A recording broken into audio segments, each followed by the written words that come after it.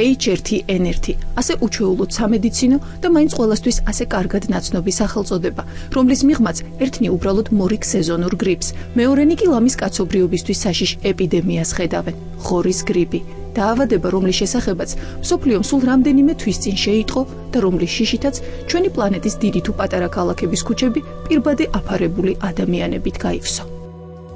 მსოფლიოში პირველი სიგნალები იმის შესახებ, რომ შესაძლოა გავრცელდეს ახალი H1N1 ტიპის გრიპის ეპიდემია გაჩნდა 2009 წლის გაზაფხულში. მაშინ არავინ არ იცოდა ვთქვათ გაიზიარებდა ფრინველის გრიპის ბედს, ანუ დამთავრდებოდა რამოდენიმე ათეული ასეული შემთხვევით, ვთქვათ, გრიპის გავრცელება, თუ მიიღებდა ფართო ეპიდემიის და პანდემიის სახეს.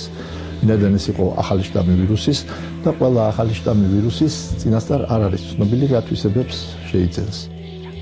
ახალი ვირუსების მიმართ შიში კი ნამდვილად არ გახლავთ უსაფუძვლო. მსოფლიო ისტორია ხომ ამ მხრივ არაერთი მძიმე დრამატული პანდემიით გვახსენებს თავს, რომ აღარაფერი ვთქვათ შუა საუკუნეებში გავრცელებულ შავჭირსა და ქოლერაზე, ყვავილსა და მალარიაზე და მხოლოდ ეგრეთ წოდებული ესპანური პანდემია გავიხსენოთ, გასაგები გახდება თუ რით შეიძლება დაემუქროს სრულიად კაცობრიობას ვირუსის ყოველი ახალი შტამი.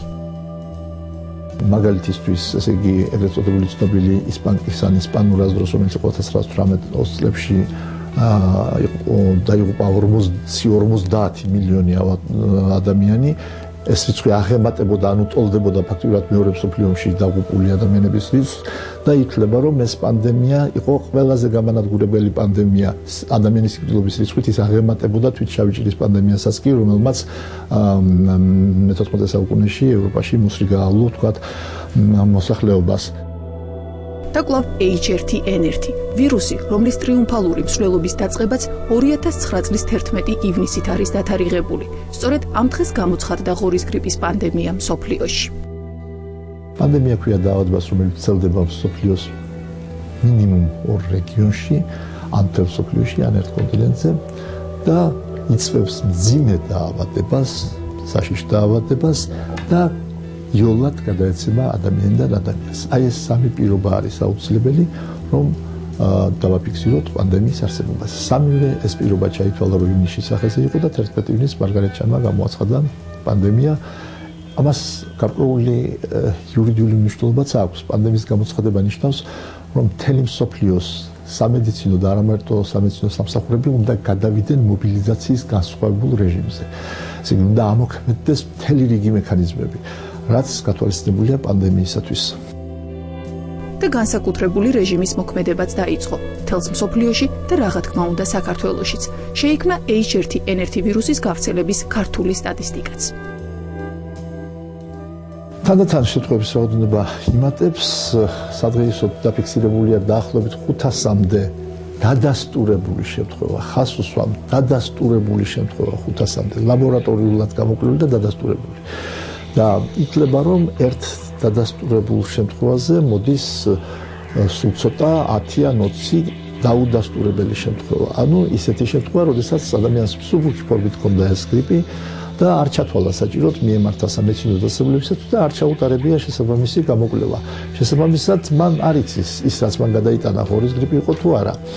ამიტომ ითვლება, რომ საქართველოში შესაძლებელია ეს გრიპი უკვე რამოდენიმე 1000-მა კაცმა გადაიტანა და ეს ალბათ ასეც იქნება. მთელ მსოფლიოში ასეა. მთელ მსოფლიოში დადასტურებული შემთხვევების რიცხვი დაახლოებით 20-ჯერ ნაკლებია, ვიდრე შემთხვევების საერთო რიცხვი. ჯერჯერობით მამატოფების რაოდენობა იზრდება და ალბათ კიდევ გაიზრდება. მოსალოდნელია, რომ პიკი იქნება სადღაც დეკემბრის ბოლოს, იანვარში, თებერვალში, შესაძლოა მარტში, მერე მოსალოდნელია კლება. და მცირე ისტორიულ ეპიდემიოლოგიური ექსკურსი, H1N1-ის გავრცელება და სანუგეშო მეტამორფოზა დროთა მანძილზე. ამ გრიპის ვირუსმა სამედნიეროდ არ შეიძინა ის თვისებები, რისიც ეშინოდათ, ანუ მაღალი ლეტალობის ვთქვათ, პოტენციალი მას არ აღმოაჩნდა, დაიწყო ცოტა კაცრად, მექსიკაში 5% სიკვდილობით, მაგრამ შემდეგ, როცა ეს გავრცელდა ამერიკაში და ევროპაში, იქ სიკვდილობის პროცენტი იყო დაბალი ძალიან, დაახლოებით 0,4-0,5%. ეს მხოლოდ მცირედით აღემატება ჩვეულებრივი სეზონური გრიპის სიკვდილობის მაჩვენებელს. ჩვეულებრივი სეზონური გრიპის დროს სიკვდილობის მაჩვენებელი არის 0,1-0,2%, ამ გრიპის დროს 0,4-0,5%. ფაქტიურად ეს დიდი სტატისტიკისთვის ერთდაიგივეა. სულ მსოფლიოში სადღეისოდ ამ გრიპისგან გარდაცვლილია 7000-ზე ცოტა მეტი ადამიანი. ეს ძალიან ცოტა იმასთან შედარებით, რაც იყო გრიპის სხვა პანდემიების დროს. თუმცა პროფესიონალებისთვის ცოტა, სულაც არ ეჩვენებათ ცოტა საქმეში ჩაუხედავ ადამიანებს და H1N1-თან დაკავშირებული ციფრებიც, რომელთაც სისტემატიურად ვისმენთ საინფორმაციო წყაროებით, ხშირ შემთხვევაში ხდება პანიკის, არც თუ იშვიათად კი სრულიად წარმოუდგენელი ფანტაზიებით ნასაზრდოები ვერსიების საფუძველი. აბსოლუტურად მოკლებულია ყველანაირი საფუძველის სპეკულაციური განცხადებები, ზოგჯერ შეგდებული, ზოგჯერ შეუგნებელი, რომ თითქოს ეს ვირუსი ხელოვნურად არის შექმნილი რაღაც სამხედრო დანიშნულებით სამხედრო ლაბორატორიებში ან თქვათ რაღაც მსხვილი საფარმაცევტული კომპანიების გარიგების შედეგია. ეს აბსოლუტურად არ შეეფერება სიძულვილეს, ვინაიდან თქვათ მე ძალიან კარგად ვარ ჩახედული ამ საქმეებში, როგორც ჯანდაცვის ორგანიზაციის ექსპერტი ამ გრიპის დარგში. პირველი სამხედრო მიზნით ბიოლოგიური რაღაც ამ ვირუსის გამოყენება ძირშივე მცდარია, ეს საერთოდ უნდა დავივიწყოთ ეს თეზისი, იმიტომ რომ არავინ არ შექმნის ისეთ ბიოლოგიური რაღაცს და არ გაავრცელებს, რომელიც 1000 ინფიცირებულიდან 4 კაცს მოკლავს, ხოლო ვის რაში სჭირდება ბიოლოგიური რაღაც, აი ეს H1N1 გრიპი, რომელსაც ფეხზე იტანს მოსახლეობის 99.5% რა ბიოლოგიური რაღაცია ის. სადღაც უფრო თქვათ თეორიულად ლოგიკასთან უფრო ახლოა ეს გარიგების კომპონენტი, რომ ფარმაცევტული კომპანიები იმის გამო რომ ესე იგი ენახათ დიდი მოგება პრეპარატების გაყენით შესაძლოა ვიღაცას გაურიგდნენ და თქვათ ატეხეს პანიკა. აი ეს ერთი შეხედვით საქმეში არ ჩახედული კაცისთვის შესაძლოა გავდეს სიმართლეს, მაგრამ მე როგორც ექსპერტი და სპეციალისტი და საქმეში ჩახედული, აი ამ ვერსიასაც მთლიანად გამოურიცხავ. და რატომ?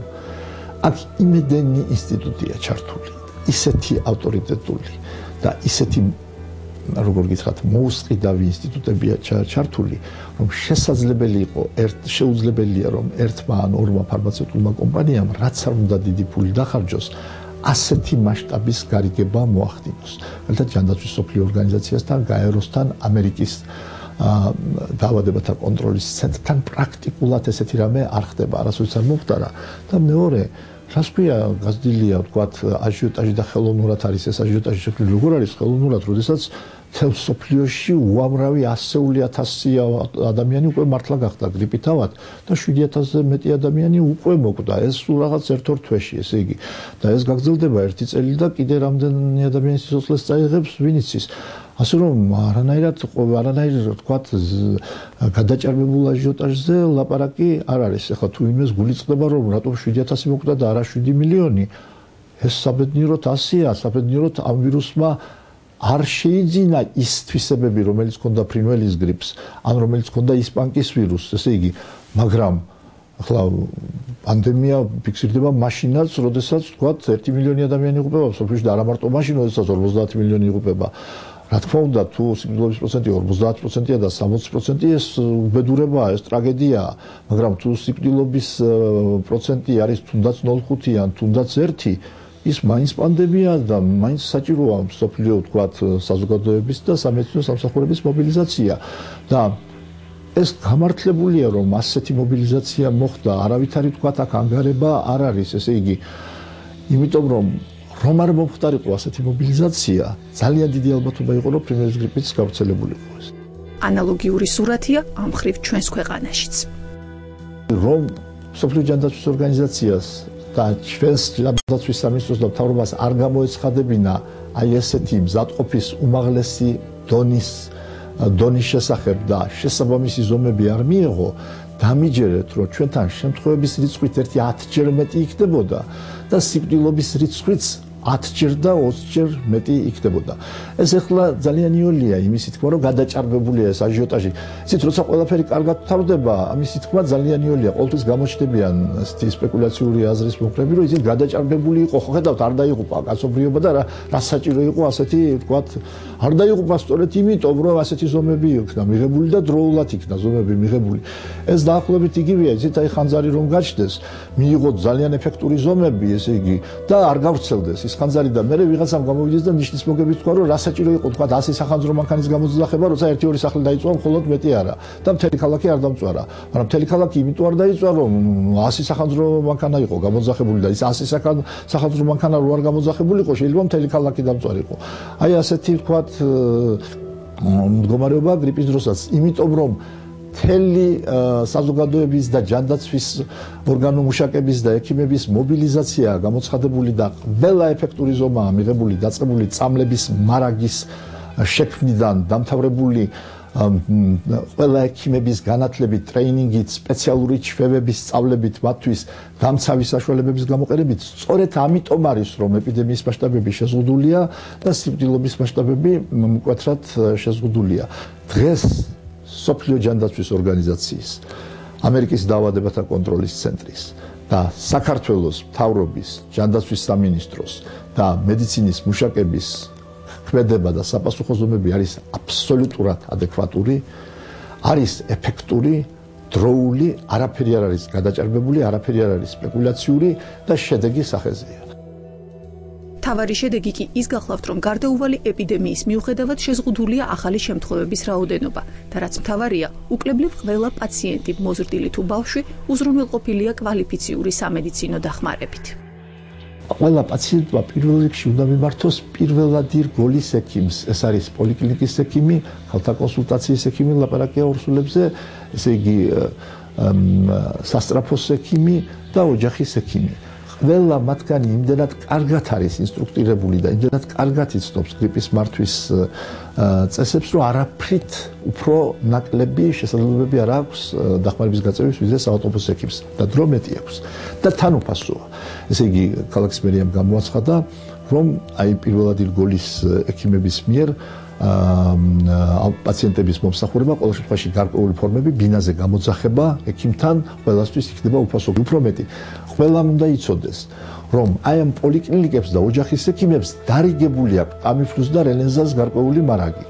და უფასოდ მისცემენ ისინი ყველას, ვისაც ჭირდება. მშობელი უნდა იყოს ფხიზლად, უნდა გამოიძახოს უბნის ექიმი, მისი პედიატრი და სხვათა შორის ქალაქის მერიის ინიციატივით დღეს პედიატრის გამოძახება უფასოა ბინაზე, რაც შეიძლება გააკეთონ უპრობლემოდ, ხოლო თუ ბავშვი ამჩნიეს ისეთი სიმპტომები, როგორიც არის ქოშინი და როგორიც არის ამ შემთხვევაში დიარეის შემთხვევაში გაუწყლოვანების ნიშნები, ეს არის უკვე სტაციონარში მომართვის პირველი ნიშანი. ანუ მშობელი ყოველთვის უნდა იყოს ფხიზლად, იმიტომ რომ ყოველ შემთხვევაში სეზონური გრიპი დღეს გავრცელებულია და პირველივე ნიშნის შემთხვევაში ექიმთან მიმართვის შემთხვევაში პირველივე ნიშნების გამოვლენისთანავე ჩვენ არ ვდგევართ არავითარი საშიშროების წინაშე. გრიპი არის საშიში დაავადება, მხოლოდ იმ შემთხვევაში თუ ის რთულდება. ისე კი დამეთანხმეთ, ყველაფერს ისაჯობებს, თუ საქმეს ექიმის თუნდაც კვალიფიციური დახმარების მიღებამდე უბრალოდ არ მივიყვანთ და შევეცდებით მაქსიმალურად დავიცვათ თავი დაავადებებისგან. თუმცა ნურც იმას დაივიწყებთ, რომ თავის დაცვა სულაც არ ნიშნავს პანიკაში ჩავარდნას. საჭიროა სიფხიზლე, მაგრამ არ არის საჭირო პანიკა და შიში. სიფხიზლის და გარკვეული ჰიგიენის აუცილებელი ნორმები უნდა დავიცვათ, მაგრამ არა გადაჭარბებულად. ის რომ ქუჩაში ყველა მიღბიციარული დაიწყოს, რა თქმა უნდა, გაუმართლებელია და ეს უკვე მეორე გადახრაზე მეტყველებს, რომ თქვათ ზედმეტი შიში და ზედმეტად არასაჭირო მონიციბები.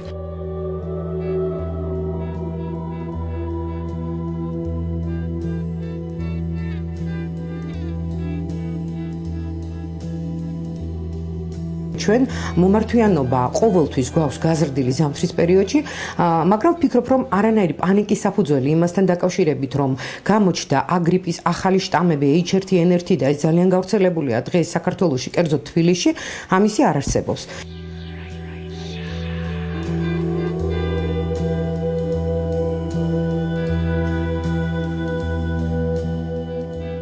აუცილებლად საჭიროა თავის დაცვა იმ თვალსაზრისით, რომ უპირველეს ყოვლისა მოვარიდოთ ბავშვები საზოგადოებრივი თავშეყრის ადგილებს. აუცილებელია პირადი ჰიგიენის დაცვა. ძალიან დიდი მნიშვნელობა აქვს ოთახის ხშირ განიავებას, იმიტომ რომ ხშირად დედებს აქვთ ასეთი წარმოდგენა, რომ ოთახში ჩაკეტილი ბავშვი დაცულია ვირუსისაგან. პირიქით, ბავშვს ჭირდება სუფთა ჰაერი, აუცილებლად უნდა დაალაგდეს ოთახი სველი წესით და ასევე აუცილებელია ძალიან ხშირი დაბანახელების. საკმაოდ ეფექტურია ამ შემთხვევაში დროში გამოცდილი ხალხური საშუალებებიც. ეს არის სპირტით დამუშავება, სპირტის მოსმა ცხვირის ნესტოებთან, იგივე ნიორის მოსმა. ნიორი ძალიან კარგად იცავს როგორც მოზრდილებს, ასევე ბავშვებს, თუმცა ძალიან პატარა ბავშვებს ნიორს ვერ ვაჭმევთ. აქედან გამომდინარე შეიძლება ცხვირის ნესტოებთან ოდნავ მოვცხოთ ხოლმე ესე გადაჭრილი ნიორი, ხელი მოусვათ ნიორს და ხელით მოვცხოთ ცხვირის ნესტოებთან. თუ დავუშვათ და არსებობს იმის საშუალება, რომ დილით ადრე და საღამოს გვიან ბავშვი გავასეირნოთ სუფთა ჰაერზე, ესეც ძალიან კარგია. ამ შემთხვევაში ბავშვი მეტნაკლებად დაცული იქნება და როგორც კი ვნახავთ, რომ ოჯახში გაჩნდა გრიპით დაავადებული პაციენტი, იმიტომ რომ გრიპის გამოვლენა და გრიპის გავრცელება ძალიან სწრაფად ხდება, მას რამოდენიმე საათი ჭირდება სულ. პრევენციის მიზნით გავარიდოთ ოჯახს ბავშვი, თუ შესაძლებლობა არსებობს, გადავიყვანოთ სხვაგან. ეს გრიპის ეს ფორმა არ არის სუფთა ჰაეროვანი ინფექცია, ის ეგრეთ წოდებული წვეთოვანი ინფექცია.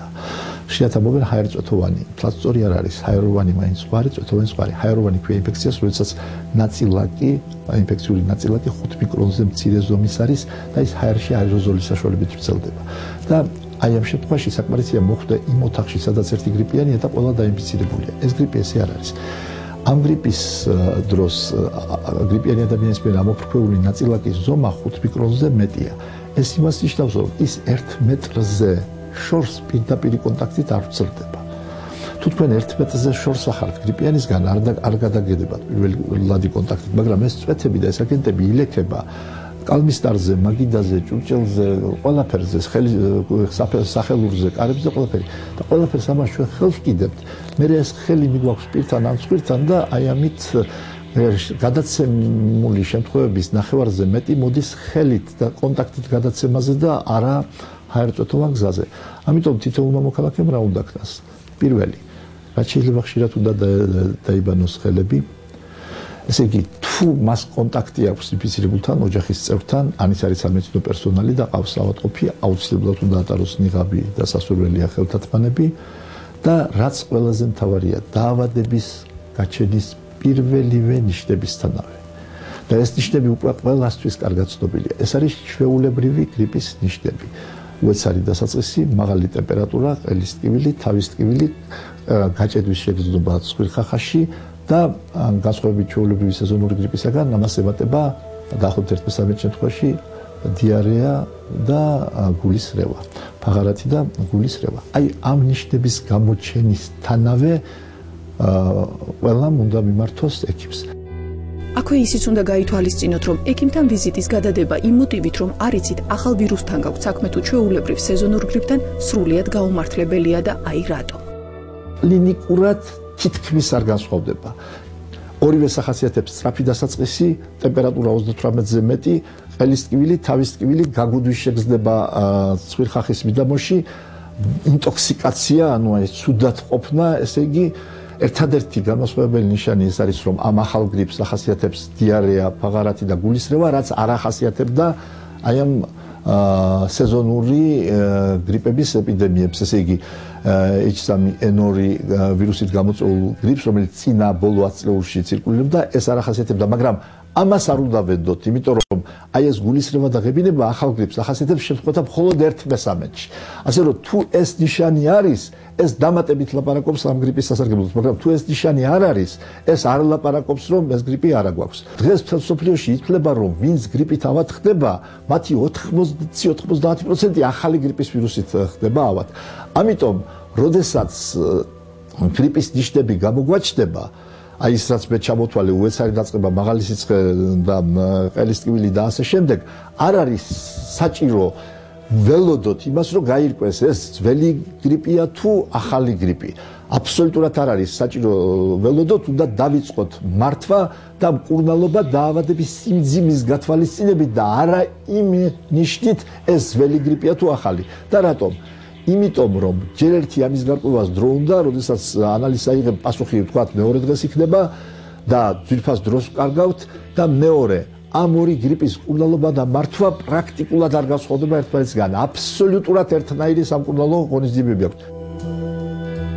აი რაც შეეხება სამკურნალო ღონისძიებებს, მათთან დაკავშირებით მსოფლიოს წამყვან სამედიცინო წრეებში აბსოლუტურად ზუსტი და ჩამოყალიბებული სქემები არსებობს. ანტივირუსული პრეპარატები, ნეირამინიდაზას ინჰიბიტორები, ოსელტამივირი ანუ ტამიფლუ და ზანამივირი ანუ რელენზა. არის ორი პოლიუსი, ასე ვთქვათ. არის გარკვეული კატეგორია ექიმების სამწუხაროდ და ავადმყოფების, ვინც არიან ურწმუნოდ განწყობილი ვთქვათ, აი ამ პირდაპირ ანტივირუსული პრეპარატების, ოსელტამივირის ანუ ტამიფლუს და რელენზას მისამართით, ზანამივირის ანუ რელენზას მისამართით. და ამბობენ, რომ ისინი არავითარ შემთხვევაში არ არის მათი დანიშვნა საჭირო, იმიტომ რომ ისინი მართალია უხდება გრიპს, მაგრამ ისეთი გვერდითი მოვლენები აქვს, რომ შესაძლოა ეს გვერდითი მოვლენები უფრო საშიში იყოს, ვიდრე თვითონ გრიპი. და დანაშაულებრივად მე ვიტყოდი, თავს არიდებენ ამ პრეპარატების გამოყენებას. არის მეორე უკიდურესობა. პაციენტებმა, რომლებმაც გაიგეს, რომ ეს წამლები, ეს ორი წამალი ერთადერთი საშუალებაა ეფექტური ამ გრიპის სამკურნალოდ, კატეგორიულად მოითხოვენ. ესე იგი, მათ ჭირდებათ თუ არ ჭირდებათ, მოდის და კატეგორიულად მოითხოვს, რომ ეს წამალი მომეცით. ერთიც არასწორია და მეორეც საჭიროა ოქროს შვალედი მოინახოს. ოქროს შვალედი იმაში მდგომარეობს, რომ პირველი ის პოზიცია, რომ ეს ამ წამლების გამოყენება არ არის საჭირო, კატეგორიულად ვსწარია, ამ წამლების გამოყენება, როცა ჩვენებებია აუცილებელია ვიმეორებ, მე კიდე გეუბნებით ვიცნობ სოფლიოს ყველა წამყვანი ცენტრის მუშაობას და ეს საკითხი არ დგას არსად, რომ ეს წამლები თავისი გვერდითი მოვლენების გამო შესაძლოა არ იქნეს გამოყენებული. არა, მათ მართალია აქვთ რაღაც გვერდითი მოვლენები, რომელი გვერდითი მოვლენებიც ძალიან იშვიათია, მსუბუქია და არ აღემატება იმ გვერდით მოვლენებს თავისი ხშირი და სიმძიმით, რაც აქვს ნებისმიერ წამალს, მაგალითად ნებისმიერ ანტიბიოტიკს ან ნებისმიერ სიცხის დამწევ საშუალებას. ასე მაგალითად ტამიფლუს გვერდითი მოვლენების რიცხვი არ აღემატება 1-დან 10%-ს, ესე იგი, ანუ რას ნიშნავს? ასე საშუალოდ 100 ადამიანიდან ვინც ტამიფლუს მიიღებს, შეიძლება 5 კონდეს გვერდითი მოვლენები, მსუბუქი გვერდითი მოვლენები. რა არის ეს? ცოტა გულისრევა, უსიამოვნო შეგრძნება, ვთქვათ, მუცლის არეში, ან თავის ტკივილი, ან რაღაც ესე იგი, ვთქვათ, უხასიათობა, რაღაც ესეთი, რომელიც არავითარ საფრთხეს არ წარმოადგენს. სამაგიეროდ ძალიან დიდი სარგებელი მოაქვს. იმიტომ რომ დამტკიცებულია, ცნობილია და უკვე ჩემი პირადი გამოცდილებით რამოდენიმე ასეულ ავადმყოფზე გვაქვს დამკურნალები სხვადასხვა დროს, ესე იგი ტამიფლუს და რელენზას გამოყენება, ადეკვატური, ეფექტური გამოყენება დაახლოებით 30-35%-ით ამცირებს დაავადების ხანგრძლივობას, ანუ 1/3-ით ამცირებს დაავადების ხანგრძლივობას, ამცირებს, რაც ყველაზე მთავარია, გართულებების რისკს, ალბათობას ჯამრთელ პოპულაციაში, მანამდე ჯამრთელ პოპულაციაში 35-40%-ით, ანუ 1/3-ით და მაღალი რისკის მქონე პირებში, ხანდაზმულებში, ანგულსიზარდთა სისტემით დაავადებულებში ან დიაბეტით და სხვა დაავადებულებში 70%-ით. ანუ 2/3-ით ამცირებს გართულებების რისკს. არა და ის რისკის მოსახლეობას ეშინია სიკვდილობის. თვითონ გრიპი კი არ იწვევს, გრიპის გართულებები იწვევს, როგორც წესი და წარმოიდგინეთ, ტამიფლუ და რელენზა 2/3-ით ამცირებს აი ამ გართულებების რისკს. ესე იგი, თავისთავად ნათელია პასუხი კითხვაზე, უნდა მივიღოთ თუ არ უნდა მივიღოთ, როცა საჭიროა. ნუ ორიოდე სიტყვით რო გითხრათ, ტამიფლუ შეიქმნა დაახლოებით 10 წლის წინ ამერიკული კომპანია ჟილე საინსის მიერ. მისი ლიცენზია შეიძინა კომპანია ჰოფმან ლა როშმა ამ მედიკამენტის და მსოფლიოში ახლა წარმოობს ამ მედიკამენტს და ასე ვთქვათ ამ მედიკამენტის პროდუქცია დაკავებულია კომპანია ჰოფმან ლა როში. ეს არის გრიპის მედიკამენტი, რომელიც არის აქტიური ნებისმიერ გრიპზე, რომელიც არის A და B ტიპის. პრინციპში ეს შეიქმნა როგორც ჩვეულებრივი სეზონური გრიპის წამალი და ამ მედიკამენტით უკვე მსოფლიოში 65 მილიონი ადამიანია ნამკურნალები, მათ შორის ბავშვები და ძალიან ახალგაზრდა ბავშვები, უკვე წლამდე ბავშვებში ხმარობენ ამ მედიკამენტს. ვინაიდან ის გრიპი, რომელიც ახლა ცირკულირებს, პანდემიური გრიპი H1N1, ჩვეულებრივი A ტიპის გრიპი არის, შესაბამისად, ამაზეც, ასე ვთქვათ, აქტიური აღმოჩნდა ჩვენი ეს პრეპარატი ოსელტამივირი, ანუ Tamiflu და ამერიკის დაავადებათა კონტროლის ცენტრისა და ჯანდაცვის მსოფლიო ორგანიზაციის რეკომენდაციებით ეს მედიკამენტი არის არჩევის პრეპარატი ამ გრიპის სამკურნალოდ. ეს პრეპარატები დაახლოებით 2-3 დღით ამცირებს ინფიცირებული ავადმყოფის მიერ ვირუსის გამოყოფის პერიოდს. ეს ძალიან მნიშვნელოვანია, შეიძლება არა თვითონ პაციენტისთვის, მაგრამ გარშემოყოფებისთვის. ესე იგი, ეს გრიპით ინფიცირებული ავადმყოფი, როგორც ინფექციის გავრცელების წყარო, გაცილებით ნაკლებ საშიში ხდება, ვინაიდან ესე იგი, თუ ჩვეულებრივი გრიპით ავადმყოფი ვირუსს ავრცელებს გარემოში 7-10 დღე ავადმყოფობის გამოვლენიდან, ესე იგი, Tamiflu-ს მიღების შემთხვევაში ეს პერიოდი მცირდება 2-3-4 დღით. ეს ძალიან სერიოზულია, იმიტომ რომ როგორც წესი, სწორედ დაავადების მე-6-7 დღეს ავადმყოფები თავს კარგად ზრდობენ, უტან გადიან, მიდიან სკოლაში, სამსახურში, ქუჩაში და ვთქვათ, ავრცელებენ ამ გრიპს და Tamiflu-ს მიღების შემთხვევაში არ გაავრცელებენ, ესე იგი. Tamiflu ეს არის ანტივირუსული საშუალება, რომელიც გამოიყენება აგრიპის შემთხვევაში და ის ძალიან კარგად ერგება და ძალიან კარგად ერევა იმ ახალ შტამსაც, რომელიც ჩვენ ძალიან გვეშინია H1N1-ის აქედან გამომდინარე Tamiflu-ს გამოყენება აუცილებლად საჭირო იქნება იმ შემთხვევებში თუ გაქვს გართულებული ფორმები, თუ გაქვს ეჭვი იმაზე რომ ეს არის H1N1, ანუ დაიწყო გრიპი, დაიწყო ვირუსული ინფექცია მაღალი ტემპერატურით და ამასთანავე იმ კლინიკური სიმპტომა კომპლექსით, რომელიც მე წეღან ზემოთ აღნიშნე და მოხდა გართულება პნევმონიით. Tamiflu-ს გამოყენება დიდი მნიშვნელობა აქვს პირველ 24 საათის განმავლობაში, როდესაც გრიპი იწყება. თუმცა გართულებულ შემთხვევაში თუ პნევმონიით გართულდა, არც მე-5, არც მე-6 და არც მე-10 დღეს დაგვიანებული არ არის Tamiflu-ს ჩართვა. Tamiflu-ს გამოყენება რეკომენდებულია ნებისმიერ ასაკში და ვთქვათ, არავითარი შეზღუდვა მას არ აქვს. Tamiflu-ს არ აქვს არავითარი შეზღუდვა თირკმლის უკმარისობით ავადმყოფებში, ღვიძლის უკმარისობით ავადმყოფებში. არც Tamiflu-ს, არც რელეზას არ აქვს არავითარი შეზღუდვა ორსულებში. პირიქით, ორსულებში ისინი აუცილებლად ნაჩვენებია, ვინაიდან ორსულებში ეს გრიპი მიმდინარეობს ძალიან მძიმედ და გაცილებით ხშირად იწვევს გართულებებს. ამიტომ ვთქვათ, ორსულებში პირველ რიგში უნდა იქნეს განხილული ამ პრეპარატების დანიშვნის აუცილებლობა. ცალკე აღნიშნა საჭიროებს ოსელტამივირის, ანუ Tamiflu-ს დატვირთვა გრიპის ექსპოზიციის შემდგომ. კონკრეტულ ციფრებს იძლევა ამ მიმართებით ევროპის წამლის სააგენტო. Tamiflu მოწოდებულია post-exposure prophylaxis, ანუ რას ნიშნავს? კონტაქტის შემდგომი პროფილაქტიკა. თუ კი ადამიანს ყავს სახლში 2 ბავშვი და ერთ ბავშვს აქვს ეს გრიპი და არ უნდა რომ მეორეს გადაედოს, შეუძლია მეორე ბავშვს მისცეს პროფილაქტიკურად. ეს დაშვებულია ძალიან დიდი ხანია და ინსტრუქციაში არის ეს მითითებული. თუ კი ექიმი, რომელიც ყოველდღიურად კურნალობს გრიპიანებს და დღეში 20-30-50 გრიპიანს ნახულობს, არ უნდა რომ მას ასე ვთქვათ შეეყაროს, მას აქვს უფლება და ასევე ნაჩვენებია ეს, მიიღოს ეს მედიკამენტი დღეში ერთხელ და არა ორჯერ ეძლევა სამკურნალოდ და ერთხელ ეძლევა საპროფილაქტიკოდ და 6 კვირის განმავლობაში მიიღოს ეს დღეში ერთხელ და იყოს დაცული იმისაგან, რომ მას არ გადაედება მის პაციენტისაგან ეს გრიპი. მაგრამ ის რომ ადამიანმა რომ ნეტამი არ დამემართოს გრიპი და უაზროდ დაიწყოს ამ მედიკამენტის მიღება უბრალოდ რომ ნებისმიერი სახის პროფილაქტიკა მოახდინოს, ეს არ არის სწორედ და არც ინსტრუქციით არ არის ნაჩვენები. რაც შეეხება ახალი გრიპის გართულებებს, რომლებიც თითქმის არაფრით განსხვავდება სხვა გრიპების გართულებებისგან. ახლა რა გართულებები იცის ამ ახალმა გრიპმა? დაახლოებით იგივე რაც ძველმა. ყველაზე ხშირი გართულება მისი არის ფილტვების ანთება, პნევმონია. თან პნევმონია შეიძლება დაიწყოს თავიდანვე, ანუ გრიპი დაიწყოს პნევმონიით, შეიძლება და ეს იქნება მაშინ ვირუსული პნევმონია გამოწვეული საკუთრივ გრიპის ვირუსით და ეს როგორც წესი მიდის მძიმედ. აი მძიმე შემთხვევების დიდი პროცენტი მოდის იმ ავადმყოფებზე, ვისაც გრიპი დაეწყოთ პნევმონიით. ანუ პნევმონია ფილტვების ანთება თვითონ გრიპის ვირუსმა გამოიწვია. აი ეს შემთხვევებია როგორც წესი მძიმე. ასეთ შემთხვევებში კურნალობა რაც შეიძლება ჩქარა უნდა იყოს დაწყებული სპეციფიკური კურნალობა Tamiflu-ით. ანალოგიური გართულებებით ხასიათდება H1N1 ვირუსი ბავშვებშიც და მოზრდილების მსგავსად ამ გართულებებსაც ყველაზე ეფექტურად უმკლავდება Tamiflu. ბავშვებში ძირითად გართულებას წარმოადგენს პნევმონია, ფილტვების ანთება, ესეც მინდა აღვნიშნო.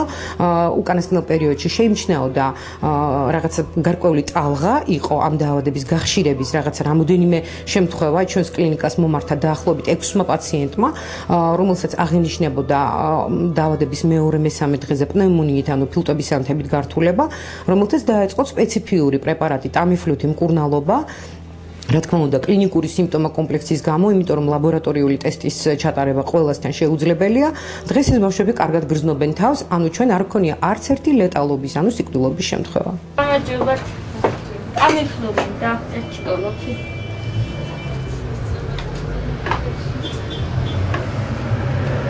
სოფლიოში დაახლოებით 2/3 და მეტი ვთქვათ, მკურნალობისა, სპეციფიკური მკურნალობისა მოდის ტამიფლუზე და დაახლოებით 1/3 მოდის რელენზაზე. დაახლოებით ასეთი პროპორციაა საქართველოშიც. და რატომ? იმიტომ რომ ტამიფლუ პრაქტიკულად დაჩვენებია ყველასთვის, არავითარი წინააღმდეგ ჩვენება არ აქვს, არც ასაკობრივი და არც დაავადება. რელენზა არ არის დაჩვენები 7 წლამდე ასაკის ბავშვებში. პირდაპირ ინსტრუქციაში უწერია, რომ 7 წლამდე ასაკის ბავშვებში ის არ უნდა იქნეს გამოყენებული. მეორე, რელენზას გამოყენება არ შეიძლება სუნთქვის სისტემის ავადმყოფებში, მაგალითად ბრონხიალური ასთმის ავადმყოფებში, იმიტომ რომ რელენზა ინგალატორია, უნდა ჩაისუნთქო და ამ ჩასუნთქვის დროს ჩასუნთქულმა ფხილმა შეიძლება მექანიკურად გააღიზიანოს და გამოიწვიოს ასთმის პროვოცირება. გარდა ამისა, ის სახმარად ცოტა უფრო რთულია, ტამიფლუს ტაბლეტს სვამ და რელენზა სპეციალური ინჰალატორია, იქ უნდა რაღაც სპეციალურად უნდა გამართო, უნდა ხელი დააჭირო, უნდა კაფსულა გაიშკრიტოს, ფხილი ჩაიყაროს და მერე უნდა ჩაისუნთქო, სპეციალური ჩვევა ჭირდება. ანუ მისი მიღება რამდენადმე ცოტათი ესეთი დისკომფორტულია და ამიტომ არის რომ ტამიფლუს გამოყენება უფრო ფართედ გამოიყენება. ასეთ ფართო გამოყენებასთან დაკავშირებით კი ბუნებრივად ისმის კითხვები ქვეყანაში ტამიფლუს მარაგის შესახებ, მით უფრო მაშინ, როცა ეცნობით წამყვანი ქვეყნების პრაქტიკას. სოფლიოში 102 ქვეყანამ შეიძინა მილიონობით, ასეულობით მილიონი დოზა მედიკამენტისა, რომ დაიცვას თავის მოსახლეობა. მაგალითად, ევროპის ბევრ ქვეყანაში არის მოსახლეობის 30-40-50%-ის სამყოფი მარაგი, მაგალითად ინგლისმა შეიძინა მოსახლეობის 80%-ის სამყოფი მარაგი, ამერიკამ 30%-მდე და შემდეგ რა პრაქტიკულად ყველა ქვეყანამ მოიმარაგა ეს მედიკამენტი და მათ შორის საქართველოსაც მოიმარაგა ეს მედიკამენტი და საკმაოდ ასე ვთქვათ მზად დავხვდით ამ ეპიდემიასა თუ პანდემიას.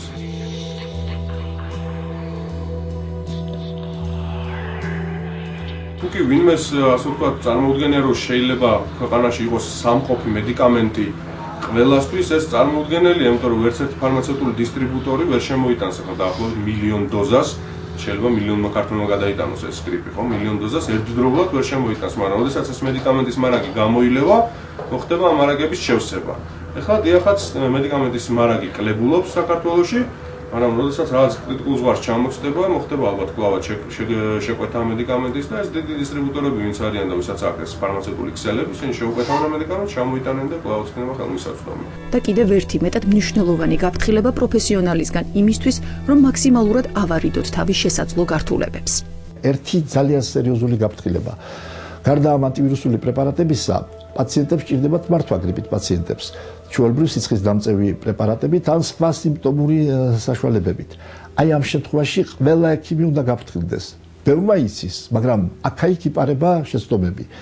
კატეგორიულად უნდა იქნეს ამოღებული ყველა ავადმყოფის მკურნალობიდან, განსაკუთრებით 18 წლამდე ასაკის ბავშვების მკურნალობიდან ასპირინი და მისი შემცვლელი ყველა პრეპარატი.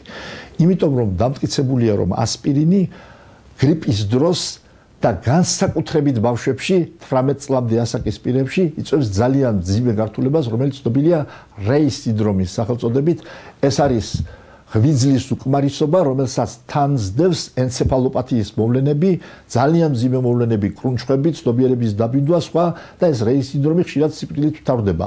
ამიტომ ქრესტომატიულად უნდა დავიმახსოვროთ, რომ გრიპზე მცირე ეჭვის შემთხვევაში არავითარი ასპირინის პრეპარატი არ გამოვიყენოთ, არც მოზრდილებში, არც ბავშვებში, განსაკუთრებით ბავშვებში.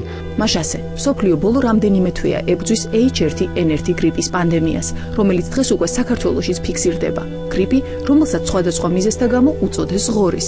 გრიპი, რომელიც სინამდვილეში 4 სხვადასხვა ვირუსის რეასორტირების შედეგად წარმოიშვა და კაცობრიობის საბედნიეროდ არც თუ საშიში თვისებების მატარებელი აღმოჩნდა. ყოველ შემთხვევაში ჯერჯერობით. აი ეს გრიპი, ეს H1N1 ახალი გრიპი, წარმოიქმნა 4 ვირუსის შეჯვარებით, ასე ვთქვათ. ეს არის ამერიკული ღორის გრიპის ვირუსი, აზიური ღორის გრიპის ვირუსი, ფრინველის გრიპის ვირუსი და ადამიანის H1N1 ვირუსი. აი ამ 4 ვირუსით სხვადასხვა დროს ერთდროულად დაავადდა რომელიღაც ორგანიზმი, ჩვენ არ ვიცით, შეიძლება ეს ყოფილიყო ღორი, შეიძლება ეს ყოფილიყო იხვი, შეიძლება ეს ყოფილიყო რაღაც სხვა ცხოველი, ამ ცხოველის ორგანიზმში მოხდა გენეტიკური მასალის გაცვლა და გამოვიდა ეს ვირუსი, ესე იგი, რომელმაც შეიძინა აი ეს თვისებები. მას შეეძინა აბსოლუტურად სხვა თვისებები. რა იქნებოდა ეს სხვა თვისებები? ყოფილიყო გაცილებით უფრო მაღალი სასიკვდილო პოტენციალის მქონე, როგორც იყო ფრინველის გრიპი, ან პირიქით, ესე იგი, მას არ ქონოდა ადამიანიდან ადამიანზე გადაცემის უნარი. საბედნიეროდ ამ ვირუსს არ გამოყვა ფრინველის გრიპის მომაკვდინებელი ძალა, ის თვისება ვერ აიღო ფრინველის გრიპიდან მან. მაგრამ საუბედუროდ მას გამოყვა ადამიანის გრიპის უნარი ადამიანიდან ადამიანზე იოლად გადაცემისა.